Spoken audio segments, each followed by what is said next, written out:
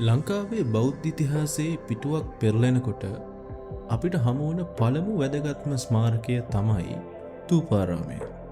මේක ලංකාවේ ඉදුණ පළමු චෛත්‍ය විදිහට ඉතිහාසගත වෙනවා. මිහිඳු මහ රහතන් වහන්සේ ලංකාවට වැඩම කරලා දේවානම්පියතිස්ස රජතුමා බුදුදහම වැළඳගත්තට පස්සේ වන්දනාමාන කරන්න සුදුසු තැනක් අවශ්‍ය වුණා.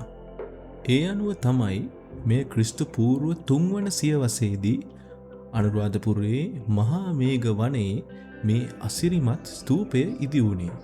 ඒ කියන්නේ මේ පිම්බිම ලංකාවේ චෛත්‍ය සම්ප්‍රදායේ ආරම්භය සනිටුහන් කළා.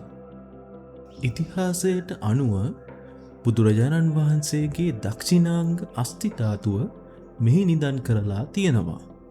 මුල් කාලයේදී මේ චෛත්‍ය නිර්මාණය කරලා තිබුණේ ධාන්‍යාකාර හෙවත් වී ගොඩක හැඩයට.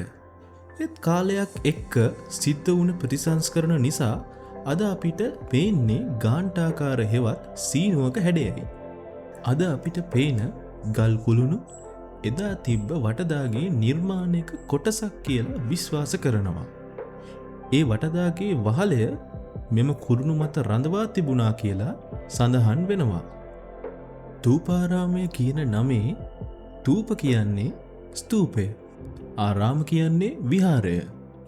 එයින් අදහස් වන්නේ ස්තූපයක් වටා ඇති ආරාමය යන්නයි.